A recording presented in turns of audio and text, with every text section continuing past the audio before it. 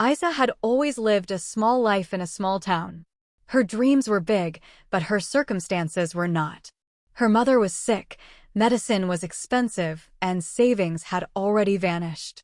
When the doctor said her mother needed continuous treatment, Isa knew she had no time to waste. She packed a small bag, hugged her mother tightly, and left for the city with only one promise in her heart. I will save you, no matter what it takes. The city was louder, brighter, and much colder than she imagined.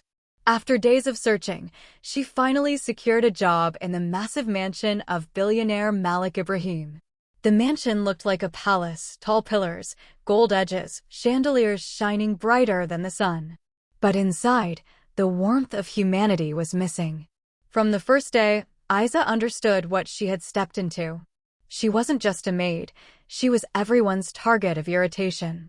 The other servants treated her like a newcomer who didn't belong there. The head maid shouted at her constantly. Malik Ibrahim's wife hardly looked at her unless she wanted someone to blame. Every mistake committed by someone else somehow became Isa's responsibility. Yet, Isa kept working with quiet patience. She cleaned floors, did dishes, washed clothes, served guests, arranged rooms, and performed tasks that exhausted her body every day. But her spirit remained unbroken. Whenever someone insulted her, she reminded herself, I am here for my mother. This pain is temporary. Weeks passed in the same rhythm until one morning the mansion turned into a storm of preparation. Malik Ibrahim's only son, Zion, was returning from London after completing his studies. Everyone ran around nervously because Zion wasn't just the heir, he was known for being observant, calm, and impossible to fool. When Zion arrived, the atmosphere changed. Unlike the rest of the family, he carried humility, not arrogance. He greeted staff members politely, thanked guards, and even nodded kindly at servants. Isa noticed how different he was, but she kept her distance, staying focused on her duties. Over the next few days, however, Zion began noticing her. She was always the first to start work and the last to finish. She helped other servants even when they didn't appreciate it. She shared her lunch with the driver who often forgot to bring his. She comforted the old gardener whose back hurt every evening. She read books quietly at night to improve herself. And despite the cruelty around her, she never complained, never talked back, never responded with anger. What caught Zion's attention the most was her dignity, quiet, unshaken, and gentle. The moment that changed everything came during a grand dinner party. The mansion was filled with important guests. Isa carried a tray of glasses when another servant bumped into her. The tray fell, and the glasses shattered loudly. Instantly, all eyes turned toward her. Madame didn't bother searching for the truth. She raised her voice, humiliating Isa in front of everyone. Some guests laughed, others pretended not to see anything. Isa stood frozen, her eyes burning with unshed tears. She whispered an apology she didn't owe and slipped out of the room, hiding in the backyard where she finally let her tears fall. Little did she know, Zion had seen everything. Instead of laughing like others, he felt something break inside him.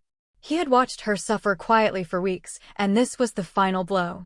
That night, he thought deeply about what needed to change, not just for Isa, but for the mansion itself. The next morning, he called an unexpected meeting. The entire household gathered, family members, servants, everyone. People whispered nervously, unsure of the reason. Then, calmly but firmly, Zion announced that the way Isa had been treated was unacceptable. He declared that from that day forward, she would no longer work as a simple maid. She would work under him directly as the new household manager, responsible for organizing events, managing the staff, handling accounts, and supervising. The announcement fell like thunder. Isa was stunned. The staff stared in disbelief. Madame's face flushed with anger. Even Malik Ibrahim raised an eyebrow. But no one dared question Zion's decision. It was final. Isa's life transformed overnight, yet she remained the same humble girl. She stepped into her new role with discipline and sincerity. Under her supervision, events became more organized. Budgets were balanced. Staff worked more efficiently. and the mansion functioned better than ever before. Even Malik Ibrahim began appreciating her. He noticed her punctuality, her intelligence, and her ability to solve problems with maturity. The staff slowly changed their attitude as well. They realized Isa wasn't just hardworking, she was wise, calm, and fair. But the biggest change occurred within Zion. Working closely with Isa made him admire her more deeply. He saw how she handled pressure, how she treated people with kindness, how she smiled even on days when her heart must have been breaking. He noticed the silent pain behind her eyes, the pain of a girl fighting life alone. And somewhere between late-night paperwork and shared responsibilities, Zion found himself thinking about her more often than he should. Isa, too, began feeling a strange warmth toward him. But she never allowed herself to think beyond her position. She knew she came from a different world. She reminded herself that she was just an employee, and he was a billionaire's son. Still, the heart feels what it feels. But peace doesn't last forever. One evening, Madame overheard a moment of softness between Isa and Zion. It wasn't a confession, just a gentle interaction, but it was enough for suspicion. That night, Madame confronted Isa with harsh words, accusing her of trying to climb above her status. For the first time, Isa did not break. She had changed too. Her struggle had made her stronger. She looked into Madame's eyes and respectfully said that she never crossed any limits, never misbehaved, never aimed to rise above anyone. If she was being rejected because of her background, she accepted that. But she would not allow anyone to insult her dignity again. Her boldness shocked Madame.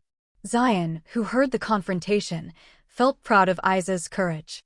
But the tension grew, spreading through the mansion like fire. Rumors started. Servants whispered.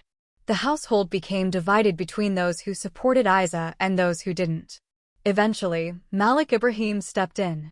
He observed everything silently, watched Isa for weeks, and saw how she never misused her new position, never disrespected anyone, and never took advantage of Zion's kindness.